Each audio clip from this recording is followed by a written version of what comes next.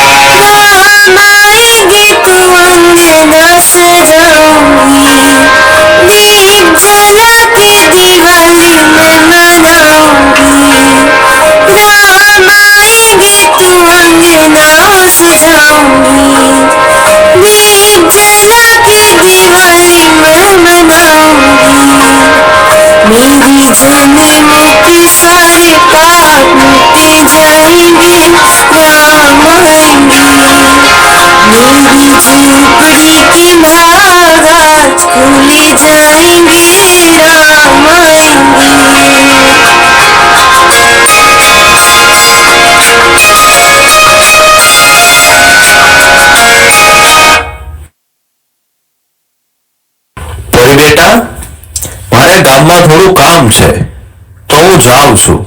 તું ઘરે જ રહેજે અને ખુશી સાથે રમજે, પણ ક્યાંય દૂર ન જાતી હો. હા પપ્પા. પપ્પા, આ શાલ લેતા જાઓ. તમે આવશો ત્યારે ઠંડી વધી જશે. ત્યારે આ ઓળતા આવજો.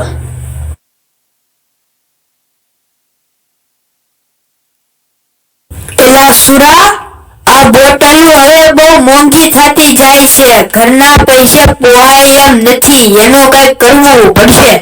તારી વાત તો હાચી, પણ હવે આમાં બીજું થાય શું? ધીમે ધીમે ઓછું કરીએ તો મેળ આવે. એલા, એમાં ઓછું શું કરવાનું? ગામમાંથી કોઈ બકરો નહીં ગોતી નહીં.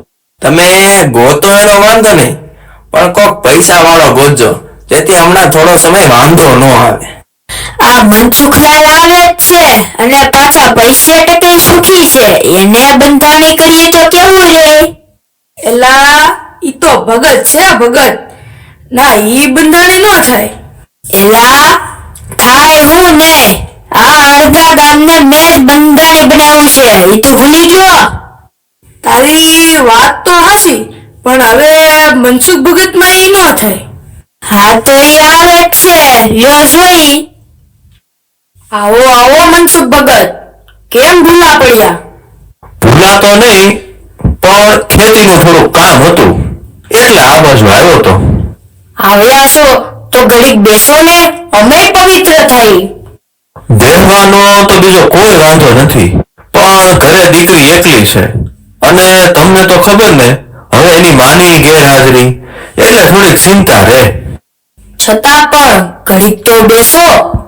એ તમે બહુ કહો છો તો લ્યો આ બેઠા. મનસુખ ભગત, તમને આ દીકરીની ચિંતામાં રાતે ઊંઘે નહીં આવતી હોય, મારું સાચું? હા, વાત તો તમારી હાચી, પણ હવે જેવી ભગવાનની ઈચ્છા, બીજું હું. તમારી આ ચિંતાની મારી પાસે દવા છે. તમે કયો તો કહું. દવા? હા તો કેને વળી? એકાદું વ્યસન હોય તો મન એમાં પરોવાય અને થોડી શાંતિ મળે. વ્યસન? તમે શું કહો છો? હું કઈ સમજો નહીં. હું એમ કહું છું કે રાતે રાતે અડધો અડધો ગ્લાસ લેવામાં આવે તો ઊંઘ હારી આવે. અરે રામ રામ રામ, તમે શું વાત કરો છો? એ તો હું સપને ન વિચારી શકું. તમારો વાંધો જ આ. દારૂ ઈ કઈ વ્યસન થોડું છે. ઈ તો દવા છે, દવા. આપણે અહીંયા હાસી સમજ જ નથી. બહારના દેશોમાં તો દારૂ પર સંશોધન થાય છે. એના વળી કેવા સંશોધન? એલા સુરા, છાપું લાવ તો મારે જ રૂબરૂ કરાવવું પડશે. લે જસરા સાપુ, દેખાડે ને.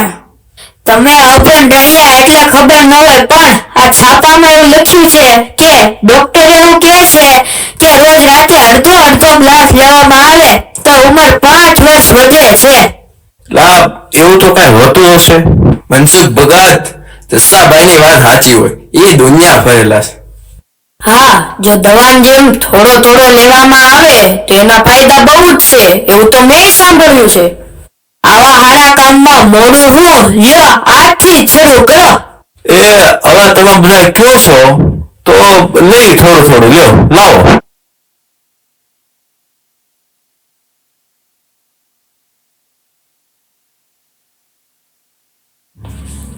થોડા મહિનાઓ બાદ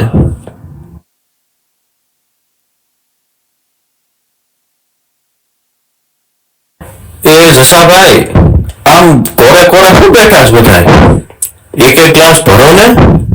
ગ્લાસ તો ભરી પણ એ લાવવાના પૈસા તો આપો. હવે તમને તો ખબર છે મારી પાસે ક્યાં કઈ રહ્યું છે ભાઈ. ખેતીની જમીને વેચાઈ ગઈ ને બાયુના ઘરેણાય વેચાઈ ગયા. હવે ક્યાં મારી પાસે કાંઈ છે?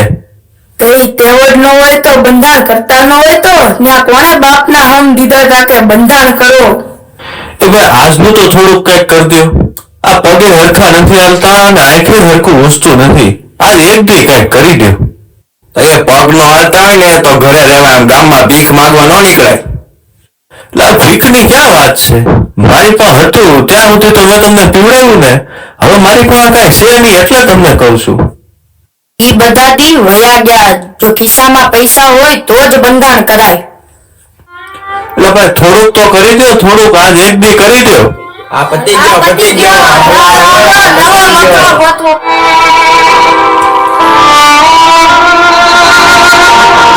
આ તો પરીના પપ્પા.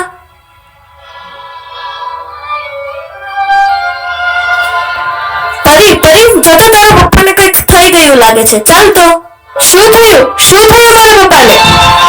પપ્પા પપ્પા શું થયું? કેમ કઈ બોલતા નથી?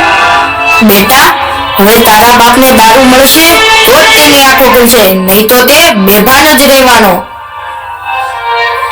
ખુશી ચાલ મારી સાથે.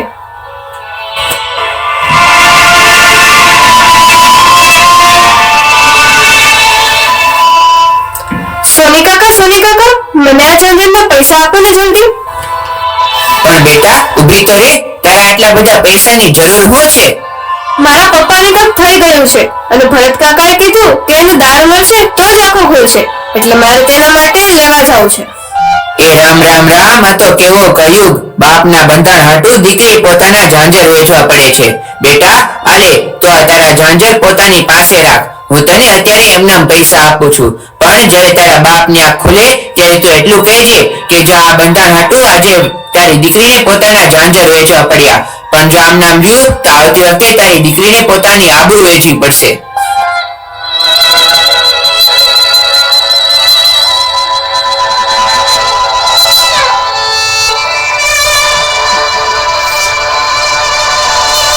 પરી બેટા, શું થયું તું મને?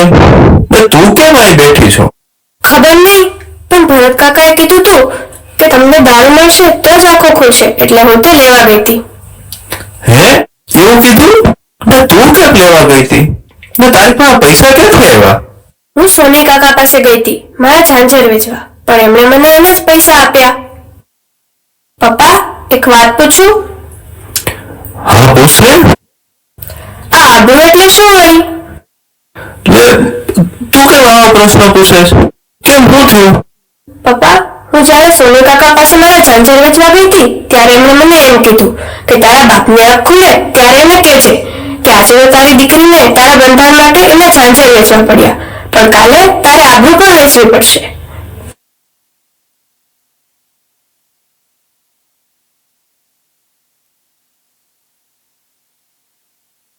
દેશભક્તિ ફક્ત સરહદ પર જઈને લડવાથી જ નહીં પરંતુ વ્યસન મુક્તિ દ્વારા પણ થઈ શકે. વ્યસનથી ફક્ત શારીરિક જ નહીં પરંતુ આર્થિક અને સામાજિક અધપતન થાય છે. તેથી આપણે સૌ પ્રણ લઈએ કે આપણે આપણા જીવનમાંથી વ્યસનને તિલાંજલિ આપીશું.